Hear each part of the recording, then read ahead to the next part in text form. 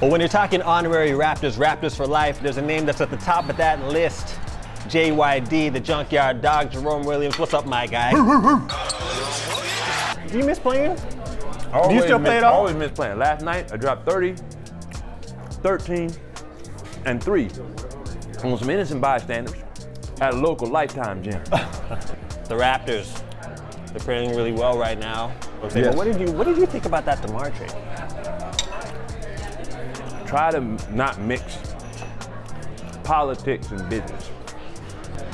Front office sometimes make decisions you don't like. If you would ask me, would you make that trade, I would say no. Obviously, Kawhi is a top 5 player in the league. He proves it every time he steps on the court. But every unique organization has a unique player that you draft. But he was a 3, 4, 5-time All-Star with the Raptors and constantly getting better. This was a player that didn't take nights off, didn't quit on the team, didn't quit on the city. So I value that. As a former player, I understand the culture of the game. I understand the culture of Toronto with players wanting to leave, never wanting to stay. I was one of the players that chose to stay, wanted to stay, loved the city. My kids were born here. That's embracing the city. So that's the way I look at it. And players tend to take situations in their own hands when they can, but that can lead to super teams. Now, what do you think about super teams? Hey, the best thing about super teams, it makes the fans watch. Gets people talking. The worst thing about super teams is that they're super. Super teams, these are teams that are hard to beat. They have good players. And you know, you're only as good as you're healthy at the end of the season during the playoffs. So if you're healthy, you have a chance, even against a super team. Super teams have been beaten. All those teams have been beaten. But can you win 4 games? We're at the Scotiabank Center, formerly known as the ACC. Sounds kind of weird calling it the Scotiabank Center. Yes, it does. Gotta get used to that. It does. Gotta get used to it. Let us know what you're doing here, what's going on, and what the event is, and what we're celebrating today. Well, January 9th, Sobeys is kicking off an entire contest open to the public and mostly Raptor fans, obviously.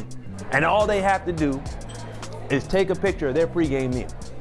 That's it. That's it. Send it sounds in, easy to me. but you got to tag Junkyard Dog. Lucky fan, they get to eat with me during a game, living room style, while the Raptors play, where they're going to get the JYD pregame meal, which you are now trying for the first time. Which is delicious, by the way.